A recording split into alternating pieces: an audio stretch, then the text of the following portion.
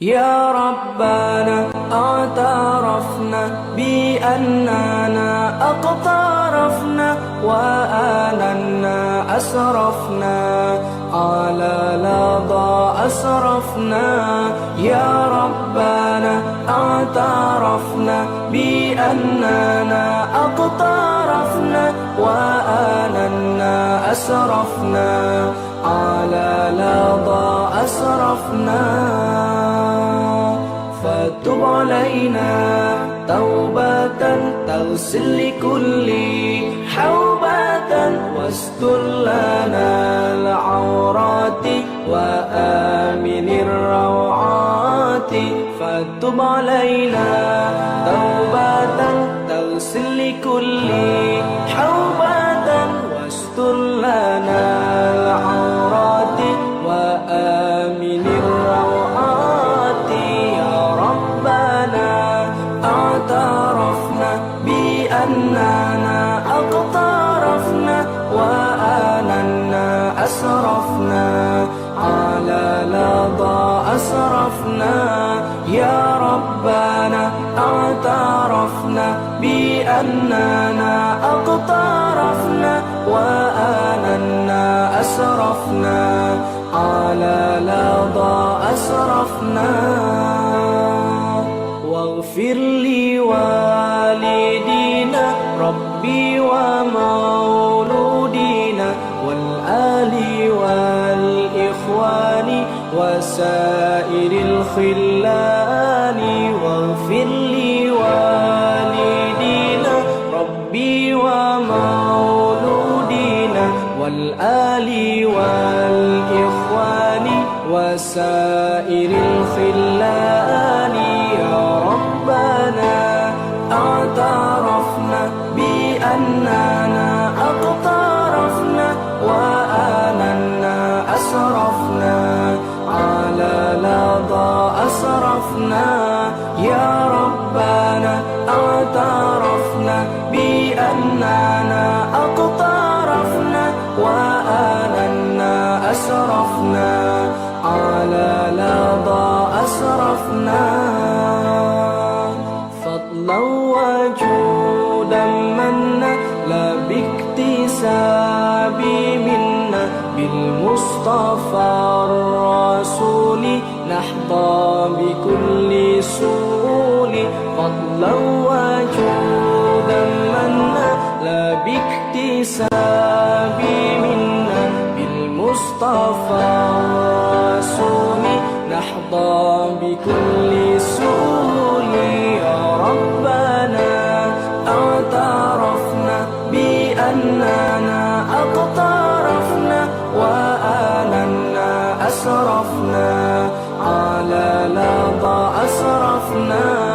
يا ربنا اعترفنا بأننا اقترفنا وآننا أسرفنا على لظى أسرفنا.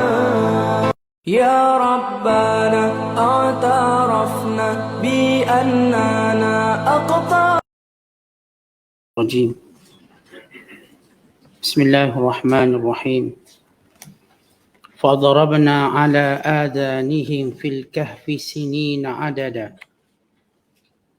ثم بعثناهم لنعلم أي الحزبين أحصى لما لبثوا أمدا.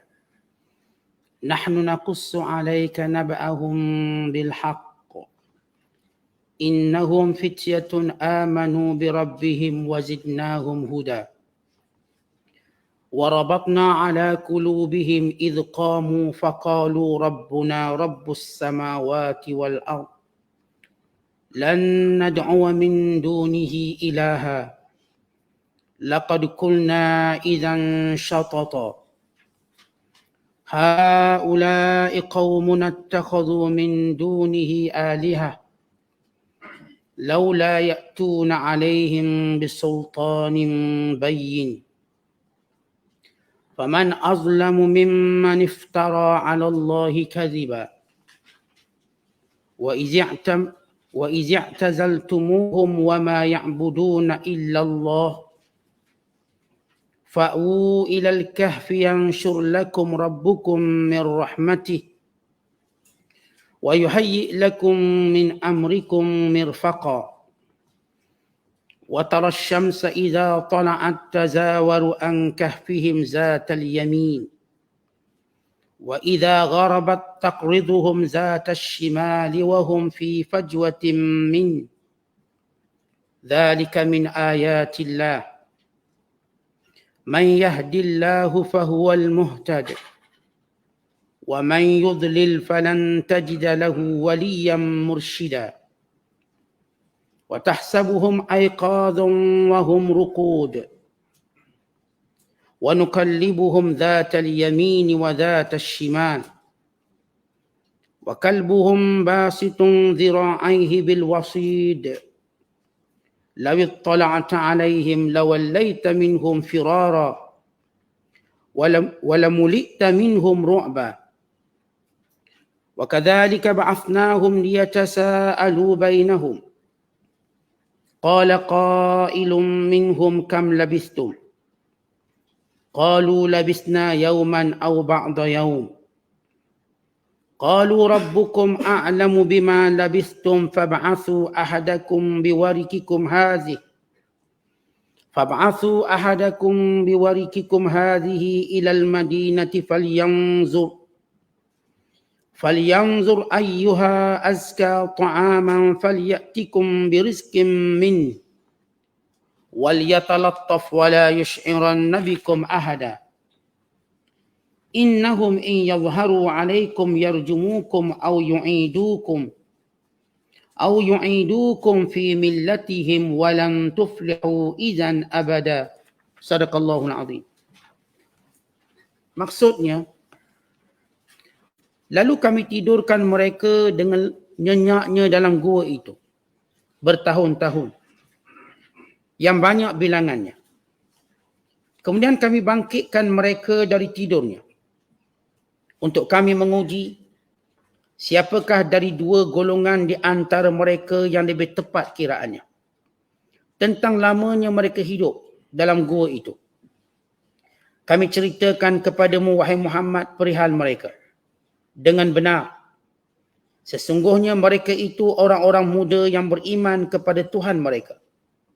Dan kami tambahi mereka dengan hidayah petunjuk. Dan kami kuatkan hati mereka dengan kesabaran dan keberanian. Semasa mereka bangun menegaskan tauhid lalu berkata, Tuhan kami ialah Tuhan yang menciptakan dan mentadbir langit dan bumi. Kami tidak sekali-kali akan menyembah Tuhan yang lain daripadanya. Jika kami menyembah yang lainnya, bermakna kami memperkatakan dan mengakui sesuatu yang jauh dari kebenaran. Mereka berkata pula sesama sendiri, kaum kita itu menyembah beberapa Tuhan yang lain dari Allah. Sepatutnya mereka mengemukakan keterangan yang nyata yang membuktikan ketuhanan makhluk-makhluk yang mereka sembah itu. Tetapi mereka tidak dapat berbuat demikian. Maka tidak ada yang lebih zalim dari orang-orang yang berdusta terhadap Allah. Dan oleh kerana kamu telah mengasingkan diri dari mereka dan dari apa yang mereka sembah yang lain dari Allah, maka pergilah kamu berlindung di gua itu, supaya Tuhan kamu melimpahkan dari rahmatnya kepada kamu dan menyediakan kemudahan-kemudahan untuk menjayakan urusan kamu dengan memberikan bantuan yang berguna. Dan engkau akan melihat mata-mata dan engkau akan melihat matahari ketika terbit cenderung ke kanan dari gua mereka. Dan apabila ia terbenam, meninggalkan mereka ke arah kiri. Sedang mereka berada dalam satu lapangan gua itu. Yang demikian ialah dari tanda-tanda yang membuktikan kekuasaan Allah. Sesiapa yang diberikan hidayah oleh Allah, maka dialah yang berjaya mencapai kebahagiaan. Dan sesiapa yang disesatkannya, maka engkau tidak sekali-kali akan beroleh sebarang penolong yang dapat menunjukkan jalan yang benar kepadanya. Dan engkau sangka mereka sedar padahal mereka tidur. Dan kami balik-balikkan mereka dalam tidurnya ke sebelah kanan dan ke sebelah kiri. Sedang anjing mereka menghulurkan dua kaki depannya dekat pintu gua. Jika engkau melihat mereka, tentulah engkau akan berpaling melarikan diri daripada mereka.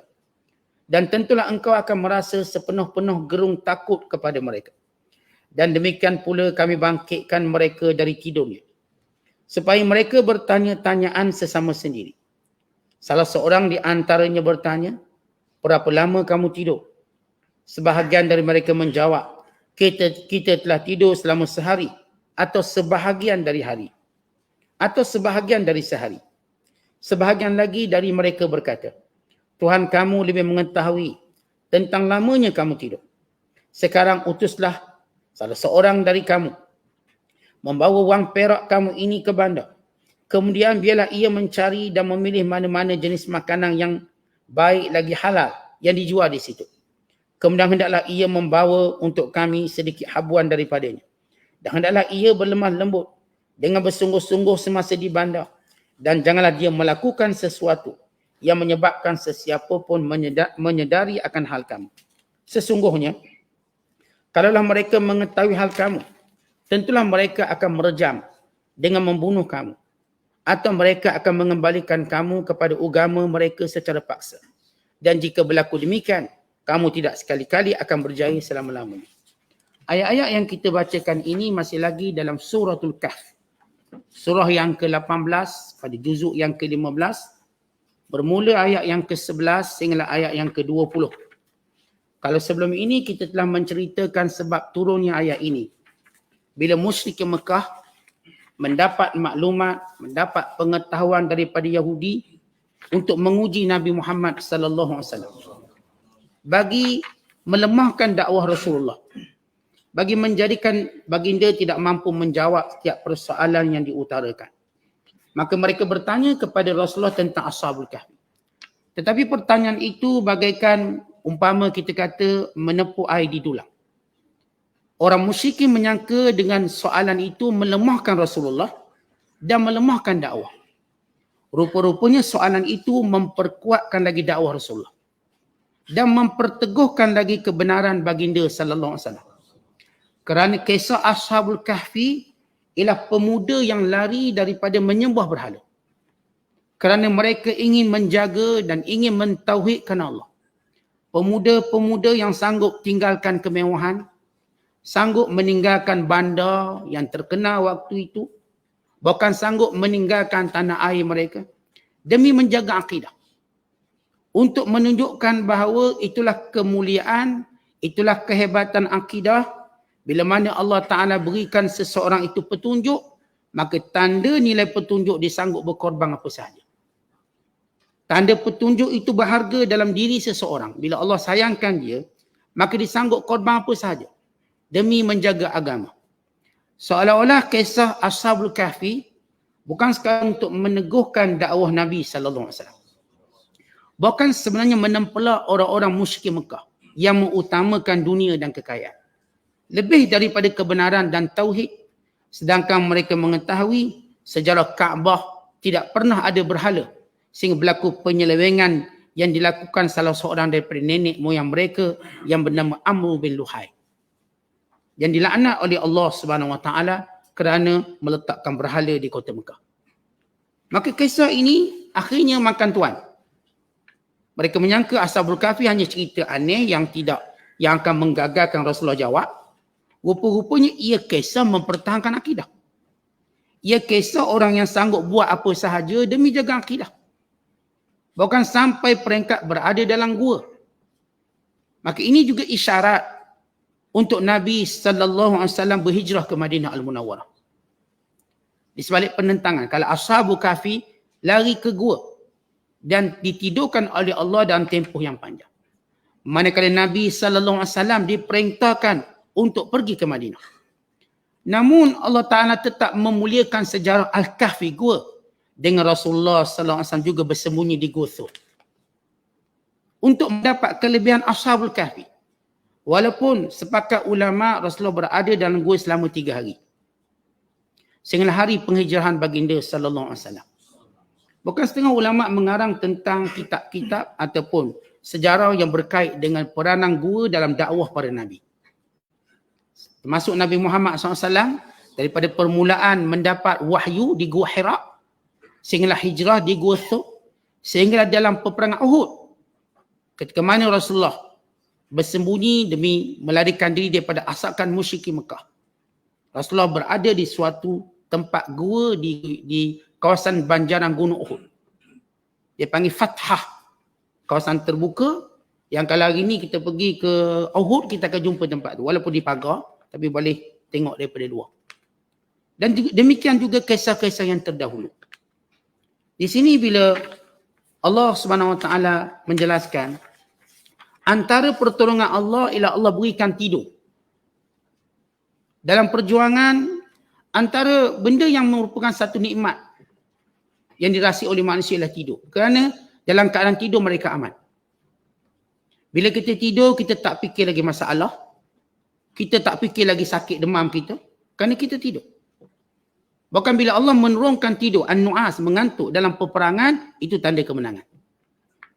Bila dalam peperangan, misalnya perang Badar sebagai contoh, Allah Ta'ala turunkan rasa mengantuk orang Islam. Bayangkan dalam perang boleh tidur. Walau ia keadaan yang mencemaskan, menakutkan antara nyawa, antara hidup dan mati. Tapi itu antara bentuk pertolongan Allah. Bila Allah Ta'ala nak amankan orang beriman, maka Allah mudahkan dia tidur. Maka Allah menyatakan, فَضَرَبْنَا عَلَىٰ آذَانِهِمْ, kami tutup pendengaran mereka. Supaya mereka dapat tidur lena. Kita kan kalau kita tak dengar sesuatu, kita mampu tidur lena. Tapi kalau kita mula dengar sesuatu, maka terganggu tidur kita. Kan itu bila kita tidur malam hari, kita tak dengar dah lori lalu ke, berdoza ke, bunyi apa tak dengar. Tahu-tahu subuh esok. Kerana Allah beri nikmat ini. Walhal telinga ini sifatnya sentiasa mendengar. Tapi antara nikmat Allah yang kita perasan ataupun tidak, ialah Allah berikan kepada kita tidur. Tidur satu nikmat. Bukan satu tanda kemenangan. Khususnya dalam keadaan cemas. Dalam keadaan takut. Bukan kata ulama Allah jadikan tidur untuk menghilangkan duka cita melampau manusia. Kalau tidak ada tidur, nasib manusia jadi gila. Dia fikir masalah 24 jam. Akhir pening kepala. Maka dengan tidur dia dapat mengurangkan tekanan dia. Maka bayangkan Ashabul Kahfi bila dia lari daripada kota yang menyembah berhala, yang diperintah oleh Raja Dakyunus atau Dakyunus, yang menyuruh rakyatnya semua sembah berhala dan menyembah raja. Para ulama ketika mana membicarakan bilakah berlakunya kisah Ashabul Kahfi. Ashab yakni orang-orang yang menghuni gua. Ashab yakni orang-orang yang menghuni gua. Al-Kahfi gua. Setengah menyatakan ia berlaku pada zaman Nabi Allah Musa AS. Ini bila Nabi Allah Musa wafat, peristiwa ini berlaku. Setengah mengatakan ia berlaku pada zaman Nabi Isa. Dan sebelum kebangkitan Nabi Muhammad SAW. Tetapi Al-Imam Ibn Kathir rahmatullahi alaih mentarjihkan pandangan bahawa ia berlaku pada zaman Nabi Musa. Kerana ahli kitab menghafal kisah ini. Mengetahui. Sebab itu bila musyrikin Mekah datang jumpa dengan ahli kitab di Madinah untuk meminta bekal soalan-soalan untuk melemahkan Rasulullah, maka ada soalan yang dibekalkan, tanya dia tentang ruh, tanya tentang Ashabul Kahfi dan tanya tentang Zulkarnain. Kesemua kisah itu dihafal oleh ahli kitab. Bagi menunjukkan ia berlaku selepas Nabi Allah Musa AS.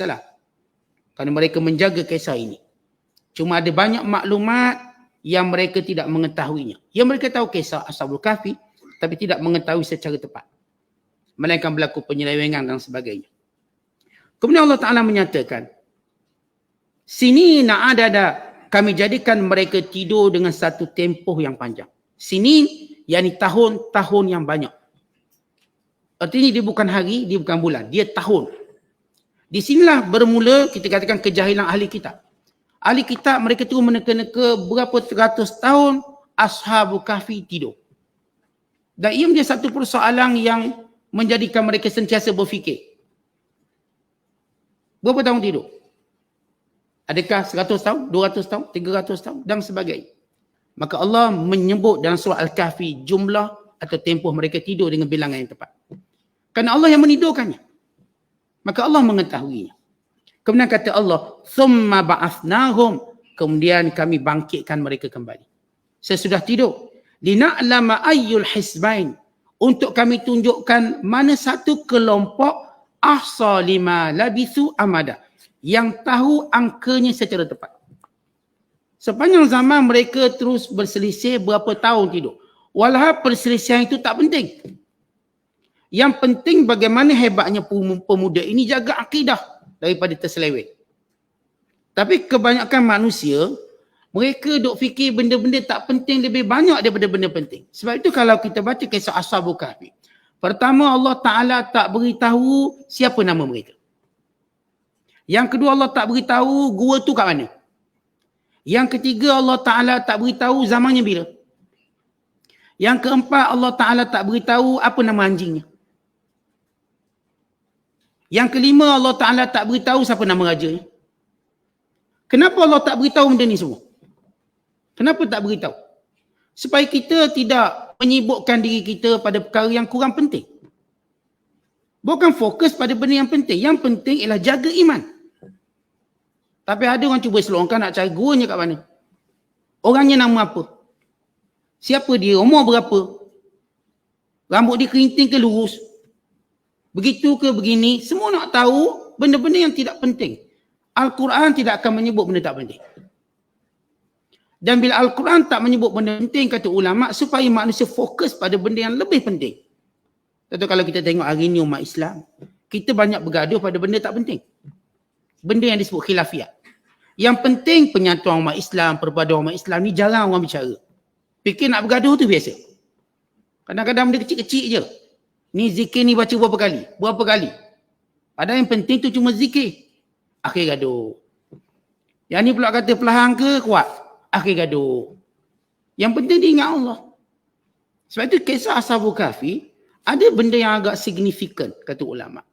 Kerana Allah tak sebut, walhal kita ni tuan-tuan nak tahu siapa nama dia.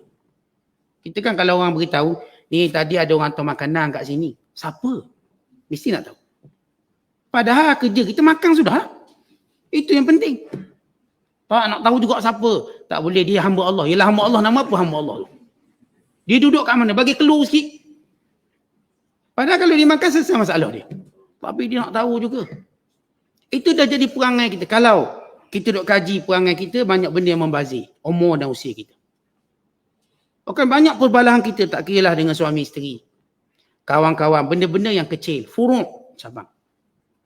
Sampai kita lupa benda utama. Kadang-kadang kita dengan adik-beradik pun sama, gaduh benda kecil-kecil je. Kalaulah kita mampu diamkan diri kita pada benda yang kecil, maka kita dapat menyelamatkan benda yang besar. Ini pengajaran besar kisah Ashabul Kahfi. Sebab saya katakan saya sendiri tuan-tuan pun nak tahu siapa nama dia. Ustaz agak-agak umur dia berapa? Ustaz 27, 28. Nak tahu juga. Dan kita pun nak tahu gua mana. Sebab itu para ulama ketika mana menyebut gua mana mereka bersembunyi, ada kata guanya di Palestin. Ada kata di Jordan. Ada kata di Turki. Ada kata di perkampungan Tinawi di Mosul, Iraq. Ni geng-geng Jordan kata Jordan. Sebab apa? Ada nilai komersial pelancongan. Mereka kata itu dulu namanya kampung tadi Ar-Raqim. Tapi oleh kerana orang kampung tadi tak erti nak sebut, diubah nama kampung Ar-Rahib. Sampai hari ini di Jordan, ada satu perkampungan nama perkampungan Ar-Rahib. Di sana yang mereka dakwa Ashabul Kahfi atau gua Ashabul Kahfi.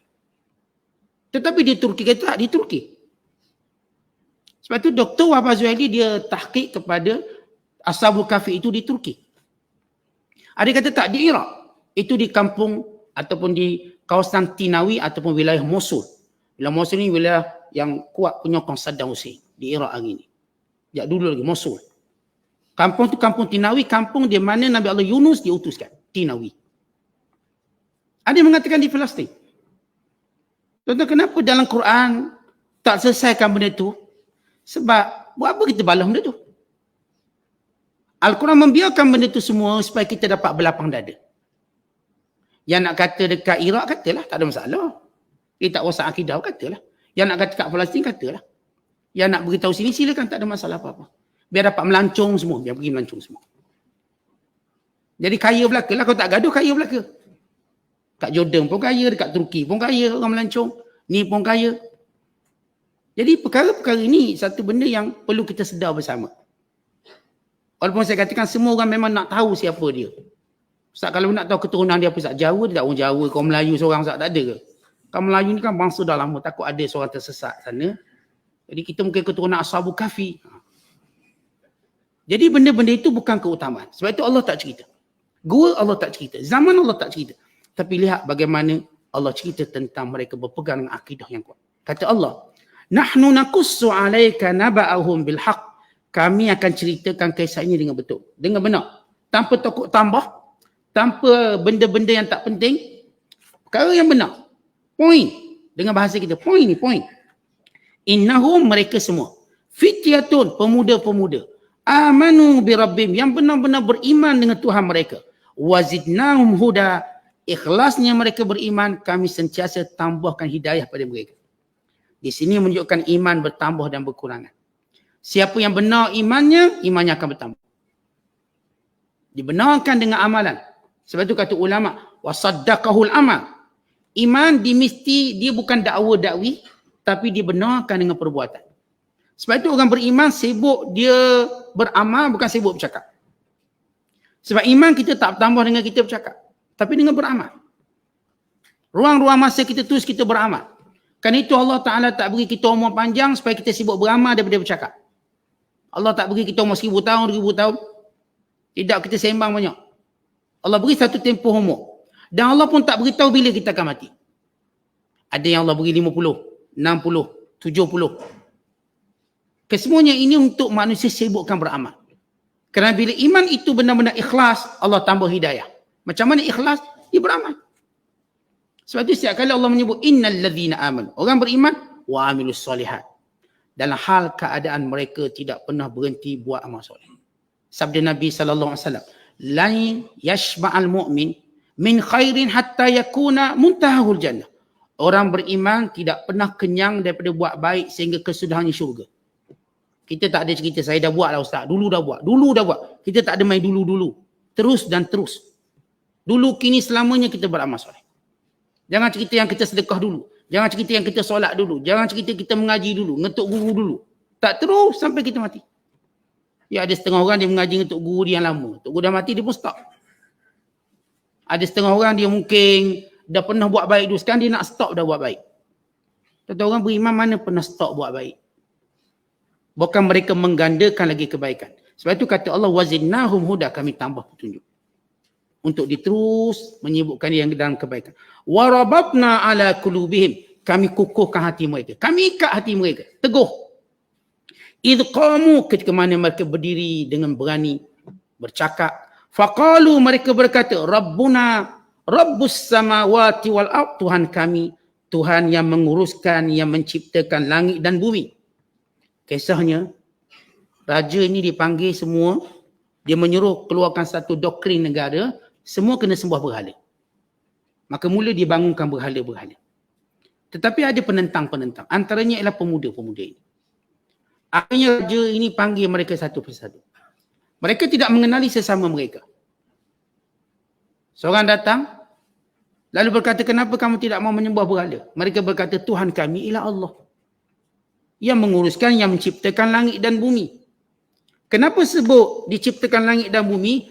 Kerana yang mendakwa Tuhan tidak pernah ada kekuasaan untuk mencipta langit dan bumi.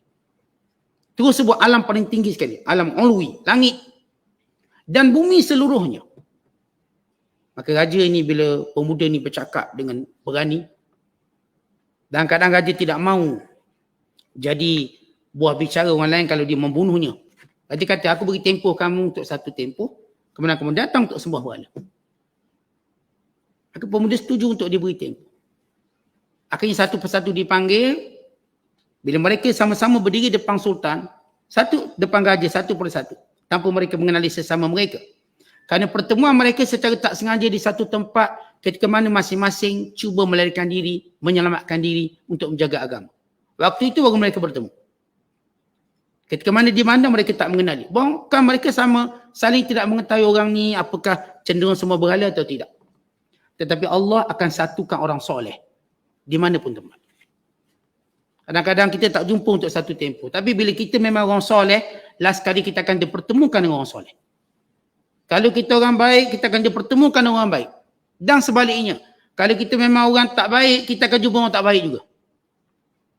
Ini penting kita jaga kesolehan. Walaupun mungkin hari ni, tempoh ni kita belum jumpa kawan-kawan baik, lama-kelamaan kita akan dipertemukan. Sama macam kisah Ashabul Kahfi. Mereka tidak bertemu waktu di bandar tu. Mereka bertemu ketika mana mereka mempertahankan akidah, sama-sama keluar, akhirnya mereka bertemu satu tempat. Dan masing-masing bertanya, kamu siapa? Kamu nak ke mana? Lalu kata mereka, aku akan jawab dengan syarat, kamu mesti simpan rahsia. Bila mereka jumpa sama mereka. Faja'ala ba'duhum yaqulu li ba'din. Sebagian mereka bertanya, aina turidun? Nak ke mana ni? Sebab laluan mereka sama. Lalu pakat siapa? Nak ke mana? Lalu kata mereka, boleh beritahu. Tapi bersumpah dan berjanji, tak akan beritahu. Saya boleh beritahu, tapi jangan cerita sebab apa. Pada orang lain, jangan cerita. Ini setakat kita je. Lalu masing-masing memberitahu bahawa sebab kami berkata Rabbuna Allah, Rabbus samawati wal ard. Sebab kami kata Tuhan kami Allah, kami tak nak sembah berhala. Rupa-rupanya mereka bersatu dan bersepakat. Dan mereka bertemu dengan iman mereka kepada Allah. Sebab itu hebatnya tuan-tuan, persahabatan yang berdasarkan pada iman, ia persahabatan yang tidak ada kepentingan melainkan kerana sama-sama nak tegakkan agama Allah. Pemuda-pemuda ini berkata, lan nad'u min dunihi ilaha, kami tidak mungkin menyembah Tuhan lain. Laqad qulna idzan syatata, kalau kami cakap macam tu kami berbohong. Ini syatat. Apa maksud syatat? Ini menyimpan jauh daripada kebenaran. Adakah semua berhala? Ini secara akal pun tak boleh masuk, apatah lagi secara syariat. Dan mereka enggan menyembah berhala. Haula'i qaumun attakhadhu min dunihi alihah. Bagaimana tergamak mereka itu semua menyembah selain daripada Allah. Laula ya'tuna alaihim bisultanin bayyin. Sedangkan mereka tidak ada dalil dan bukti bahawa ini Tuhan. Faman azlamu mimman iftara 'ala Allahi kadhiba. Dosa paling besar berbohong dengan Tuhan. Dan dosa paling besar berbohong dengan Tuhan. Apa dia berbohong dengan Tuhan? Mengadakan bagi Allah itu sekutu dan syirik. Bukan menganggap ada yang lebih berkuasa pada Tuhan atau sama kuasa dengan Tuhan. Menganggap ada yang boleh mendatangkan mudarat seperti Tuhan atau lebih pada Tuhan. Ini semua pembohong. Kerana itu Allah tak ampunkan dosa orang syirik. Allah Ta'ala tak akan ampunkan siapa pun yang menyekutukan Allah Ta'ala. Wa iz'tazaltumuhum wa ma ya'buduna illallah. Dan oleh kerana mereka semua hendak beruzlah. Dan macam-macam tu raja dah qara dia sembah berhala. Kita mesti selamatkan agama. Lalu mereka buat satu qara untuk i'tizal. Apa maksud i'tizal? Beruzlah. Ya, uzlah ini tuan-tuan penting khususnya dalam menjaga agama. Bahkan Nabi SAW pun menyebut, ya kalau mungkin sampai satu masa, kalau mungkin sampai satu masa di mana agama kita dipermainkan, di mana untuk mengukuh menjaga agama kita tak mampu lagi sebab golongan yang berkuasa menyebarkan kesesatan. Kata Nabi SAW, yushaku an yakuna khairu mali ahadikum ghanaman yatba'u biha syarafal jibal wa mawaqi'al qata yafirru bidinihi minal fitan. Akan berlaku satu zaman. Harta yang paling baik untuk kamu miliki ialah kambing. Yang kamu bawa ke lembah-lembah, ke gunung-gunung, ke tempat-tempat terpencil demi menyelamatkan agama. Rasulullah nak beritahu, bila kita nak selamatkan agama, kita kena ada bekal. Kita nak beruzlah kena ada bekal. Kata Rasul, sebaik-baik harta kamu bawa bersama kamu, kalau kamu nak beruzlah ialah kambing. Susu boleh minum, daging boleh makan. Mudah jaga kambing. Kalau kamu nak beruzlah, sebaik-baik harta untuk kamu bawa, lari bersama kamu, ialah kambing. Dan kamu pergilah mana-mana tempat. Sebab kambing ni mudah, kat mana-mana pun dia boleh makan. Maka, demi menjaga agama, Nabi sebut tentang hadis akhir zaman. Tentang mungkin dia tak berlaku di seluruh dunia. Dia mungkin berlaku di beberapa buah negara tertentu. Misal saya pernah baca sejarah umat Islam di Bulgaria. Ya, bila Bulgaria bersatu dengan USSR menjadi negara komunis, lalu mereka mula membunuh umat Islam, menghalau umat Islam, memenjarakan umat Islam. Dan ketika itu umat Islam menyembunyikan akidah mereka. Dan cuba menjauhkan diri daripada pemantauan polis dan tentera. Jauh di pedalaman. Biar tidak dikenali itu jauh lebih baik. Mereka tidak mendatangi kota-kota. Mereka beruzlah. Dan sama yang berlaku di Andalusia. Bila mana Raja Ferdinand dan Ratu Isabella berjaya menjatuhkan kerajaan Andalusia, kemudian membunuh umat Islam. Bahkan diceritakan oleh Dr. Mahmud Syakir dalam bukunya Tarikhul Islami, bagaimana Raja Ferdinand mengarahkan 2,000 umat Islam dibakar hidup-hidup. Bakar hidup-hidup. Kemudian direka dakwaan dan tuduhan untuk dipenjara atau dibunuh. Menyebabkan sebahagian besar umat Islam lagi berhijrah. Naik kapal itu ini. Tapi ada sebahagian yang menyembunyikan Islam. Mereka sembunyikan Islam lebih daripada 600 tahun. Secara berketurunan.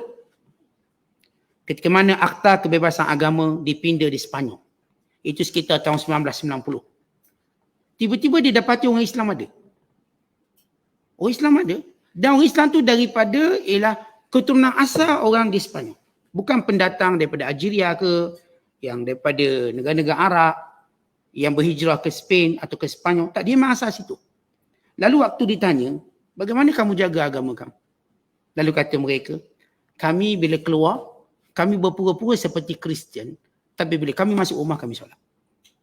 Kami cuma Islam dalam rumah, bila kami keluar, kami tak tunjuk kami Islam. Begitu kami mewarisi Islam daripada keturunan datuk nenek kami sehingga 600 tahun. Ini kelompok yang berusaha, orang tak tahu. Sebab bila mereka keluar, mereka pakaian dan sebagainya, macam persis Kristian. Tak perasan. Dan bila mana mereka dalam rumah, maka mereka Islam. Ini bagaimana Allah pelihara akidah. Sama kisah Ashabul Kahfi. Dan sama seperti yang Allah Ta'ala tunjuk akan tetap ada orang-orang yang kental jaga akidah.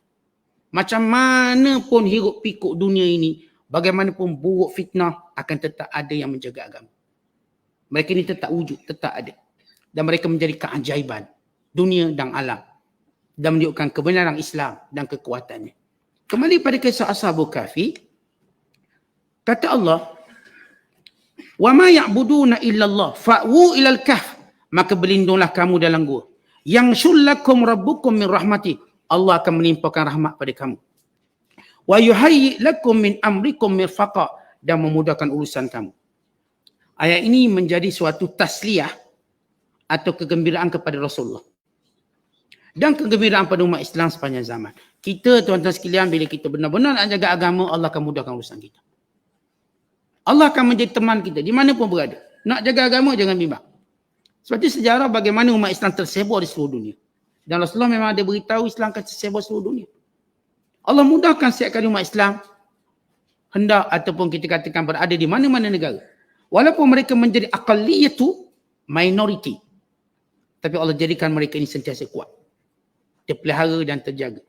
Akhirnya kita lihat Islam mula menjadi antara agama terbesar di Eropah.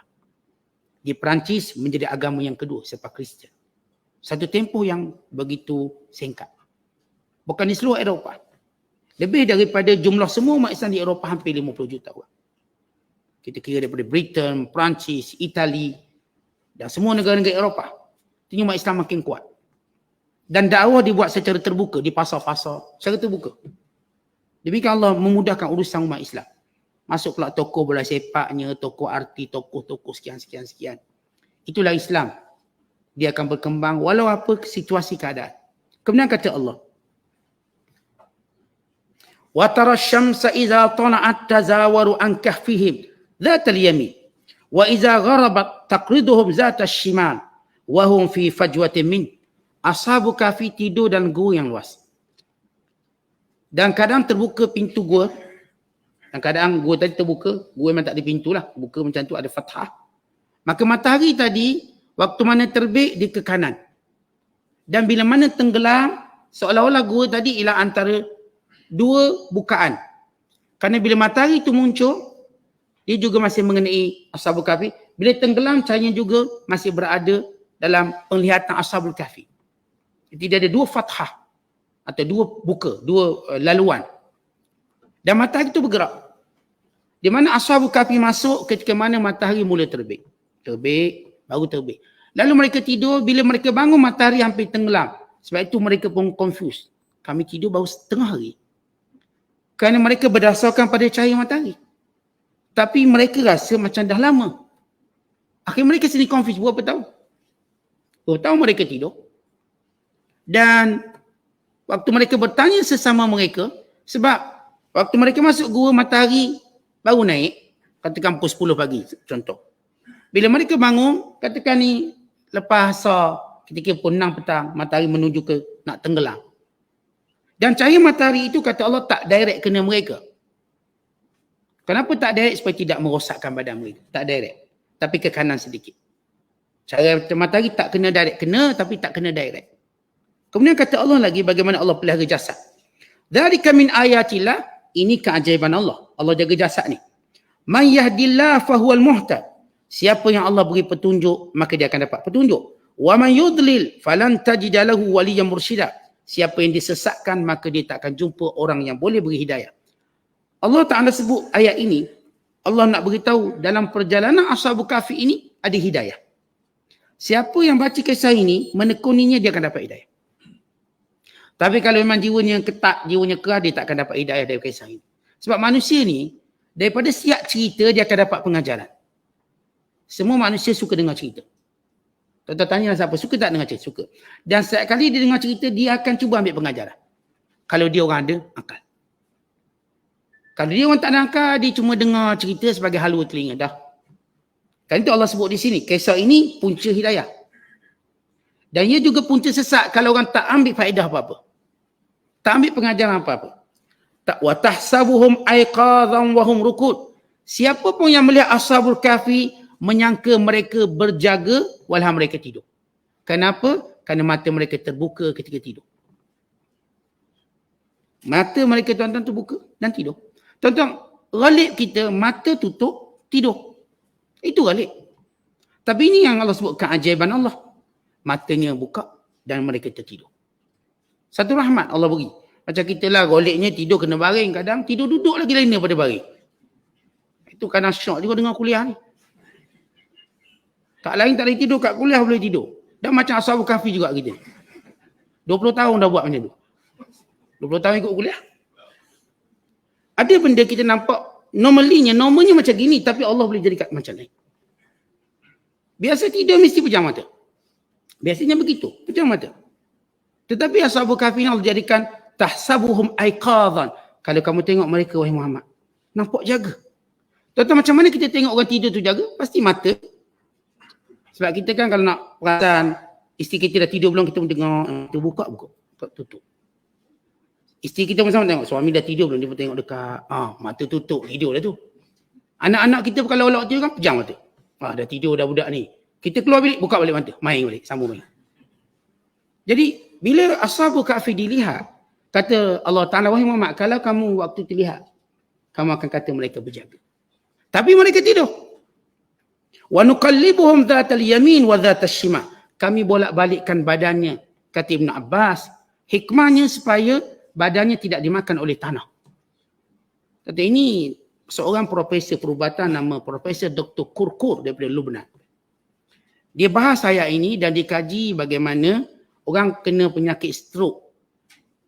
Orang kena stroke ni dia tak bergerak macam tu. Kalau dibiarkan kulitnya akan gugur. Daging-daging jatuh. Sebab itu kena selalu bolak-balik.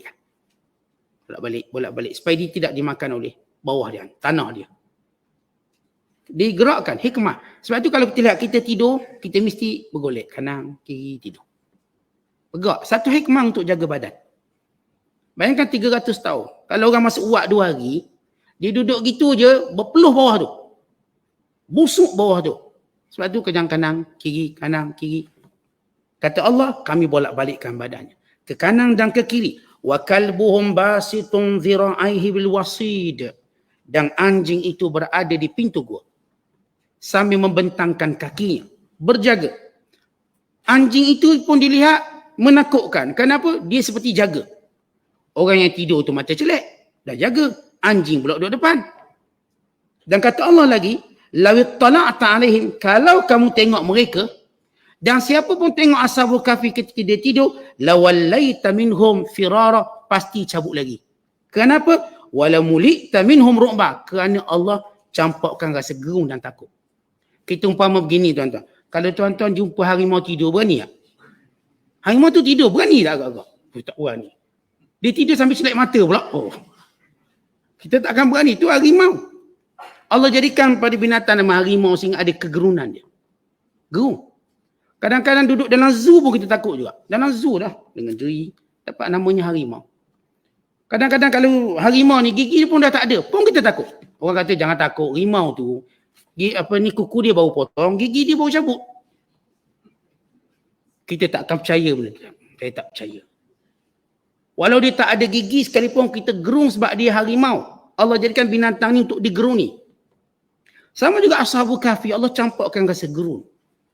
Siapa pun yang mungkin lalu dan tertengok akan jadi takut dan tak berani kita ke orang. Maka itu gambaran pemeliharaan Allah pada Ashabul Kahfi. Wa kadzalika ba'athnahum liyatasaalu bainahum. Kemudian kami bangkitkan mereka supaya mereka saling bertanya. Berapa lama mereka tidur? Qala qailun minhum kam labithtum. Sebahagian mereka tanya, lama mana kita tidur? Qalu labisna yawman aw ba'da yawm. Mungkin satu hari, mungkin setengah hari. Kerana matahari tadi. Qalu, sebahagian mereka yang lebih pandai, Rabbukum a'lamu bima labithtum. Tuhan lebih tahu berapa lama kita tidur. Sebab kita ni tuan-tuan, kalau kita tidur, kita ada perasaan rasa macam lama tidur. Ada perasaan lama. Walaupun kebanyakan manusia jarang tidur 2 hari. Biasa 1 hari. Melainkan akan berlaku satu hadis, disebut dalam satu hadis Nabi SAW, ketika mana hampir kiamat matahari akan naik sebelah barat. Tapi sebelum matahari naik sebelah barat, matahari tidak keluar selama 3 hari. Maka waktu itu, yang tidur malam hari rasa malam tu lama sangat. Kenapa lama sangat malam ni? Masih malam. Macam kita tengok di kutub utara lah sampai dia punya siang dia 6 bulan, malam 6 bulan.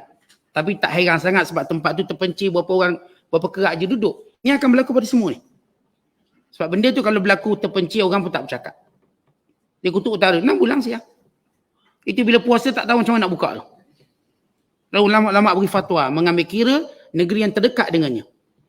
Sekarang ulama beri fatwa mengambil kira jam kebiasaan berpuasa pada negeri yang terdekat dengannya. Ada beberapa kepulauan yang memang di 6 hari, 6 bulan siang. Di tidur pun masih siang. Buat apa pun siang. Itu yang siang. Yang malam pula 6 bulan malam pula. Itu terus tak puasa tu 6 bulan. Tapi tempat-tempat macam tu bukanlah tempat penginapan manusia yang ramai. Hanya segelintir orang tertentu. Jadi bila keadaan hampir kiamat, manusia akan rasa 3 malam yang panjang. Ahli ibadat pula rasa Masya Allah, seronoknya ibadat, rasa panjang. Biasa dah dekat subuh, tak subuh-subuh lagi. Mereka terus menyambung ibadat. Sehingga bila keesokan hari, manusia terkejut kerana matahari naik sebelah barat. 3 hari matahari tak keluar, naik sebelah barat. Bila naik sebelah barat, itu antara waktu Tuhan tak lagi terima taubat. Yang baik, baiklah. Maka yang jahat kekal jahat. Yang kafir kekal kafir. Tidak ada lagi perubahan waktu itu. Sebab itu kata Rasulullah, Innallaha yaqbalu taubata ma lam yugharrik ma lam tatlu'i syams min maghribiha. Allah akan terima taubat selagi mana kamu tak sampai ke nyawa, tak sampai ke halqum, dan selagi mana matahari tak terbit sebelah barat. Kemudian Allah Ta'ala ceritakan, qalu, mereka berkata, sebagai mereka berkata, Allah lebih tahu berapa lama kita tidur. Fab'athu ahadakum biwarikikum hadhihi ilan Madinah. Baik, seorang pergi ke pasar, bawa duit ini. Warik ialah duit perak. Bawa duit ini ilan Madinah ke bandar. Falyanzur, dan cari, tengok, ayyuha azka ta'aman, makanan yang baik. Perkataan makanan yang baik, pertama merujuk pada yang halal, kemudian yang baik. Nak cerita kita kalau nak jaga agama, kita juga kena jaga makanan yang baik-baik. Jangan makan ikan buruk, sayur busuk, tapi nak jaga agama. Pasti berpenyakit badan kita. Maka cari makanan yang baik-baik. Kualiti dia ada. Bukan cerita mahal. Tak sebenarnya baik tu mesti mahal. Itu bukan sifat makanan sebenarnya. Makanan yang baik kadang tak perlu mahal. Tapi kita kena tahu sumbernya kat mana. Sumbernya kalau tempat sumber yang kita pergi tu betul, maka kita dapat dengan lebih murah. Maka makanan yang baik. Falyatikum birizqin min, dan bawa makanan tu pulang ke gua ini. Wal yatalattaf, berhati-hati. Wala yush'iranna bikum ahada, jangan sampai pun sedar. Sebab kita kan larikan diri nak jaga agama. Jangan sampai sedar. Kalau mereka sedar, innahum in yadhharu alaikum, kalaulah, sebab mereka menyangka negeri ini masih lagi menganut ajaran kufur. Tanpa mereka sedar, mereka dah tidur 300 tahun. Mereka sendiri pun tak tahu dalam mana mereka tidur. Kalau sekiranya penduduk negeri itu tahu kita yang melarikan diri, yarjumukum, mereka akan merejam kita, au yu'idukum, atau memurtadkan kita, fi millatihim, untuk pulang ke agama berhala mereka, walan tuflihu izan abada, maka kita tak ada peluang lagi nak selamat agama kita. Kerana yang ini menyangka bahawa raja tadi raja kafir. Walau dah 309 tahun, raja dah berubah. Negara tersebut telah diperintah oleh raja yang beriman. Dan negara tersebut ialah negara di satu wilayah di Turki. Sebab itu Dr. Wahbah Zuhairi tahqiq mengatakan gua itu di Turki. Kerana bandar yang disebut dalam kitab sejarah ialah satu bandar di Turki. Pergi ke bandar tersebut, rupa-rupanya rajanya sudah pun beriman. Ceritanya mula berlainan. Berlainan bila mana yang ni membeli makanan dengan duit lama. Lalu peniaga ni kata, daripada mana kamu dapat harta karun? Kerana kerajaan waktu itu buat satu undang-undang, siapa jumpa harta karun kena hantar, kena menjadi milik negara. Macam undang-undang kita lah. Kalau kita jumpa minyak ke apa tu automatik milik negara.